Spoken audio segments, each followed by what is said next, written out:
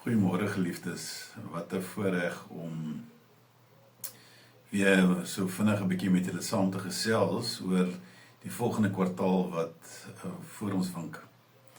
Ons het groot voorreg om in hierdie kwartaal by twee wonderlike fondsinsamelings stil te staan. Die een is die Koppie Liefie Mark wat vir ons 'n baie groot lekkerte is om saam te kuier, amper soos 'n mini kermis.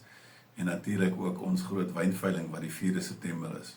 So as julle voel, julle kan nog 'n bydrae lewer, wil graag inskakel by ons wynveiling, skakel gerus met Maritza by die kantoor en kom maak 'n bydrae of wees deel van die groot lekkerte van so 'n wynveiling ook ter wille en ten bate van die koninkryk se werk in die gemeente. Maar waaroor ek graag met julle wil praat vandag is die groot programme wat voorlê in September en Oktober maand. En ons het dit goed gedink om 'n baie lekker, dinamiese, opwindende program vandag aan julle bekend te stel.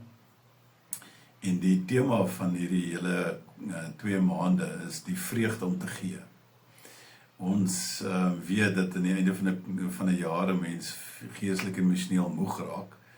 Maar ons weet ook wat dit beteken om mense wat swaar kry aan te raak met 'n liefdevolle geskenk van tyd, entoesiasme, liefde.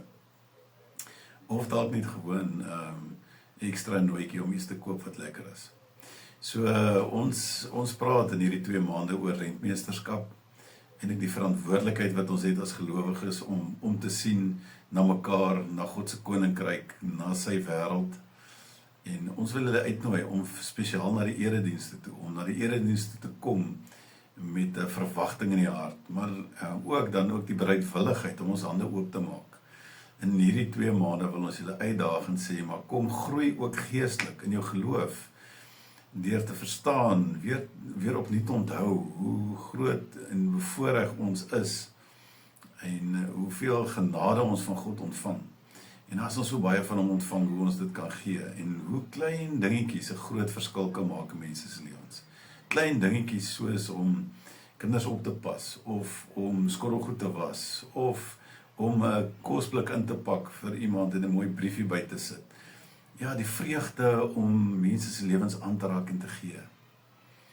So ek wil julle baie spesifiek nooi na die eredienste en al die wonderlike temas wat ons gaan behandel, die tekste wat ons gaan lees. En wat 'n vreugde om ook weer deel van die familie van sy te wees. So kom word deel van die familie, wees deel van die familie, en kom ons leer om in hierdie 2 maande vir mekaar regtig om te gee. En ons liefde en versorging en genade ruimskoots met mekaar te deel. Sien julle in die eredienste, elke Sondag om 9uur, en hou die aankondiging dop vir al die lekker temas wat in hierdie tyd by ons gaan verbykom, en kom deel in God se seën. Mooi dag.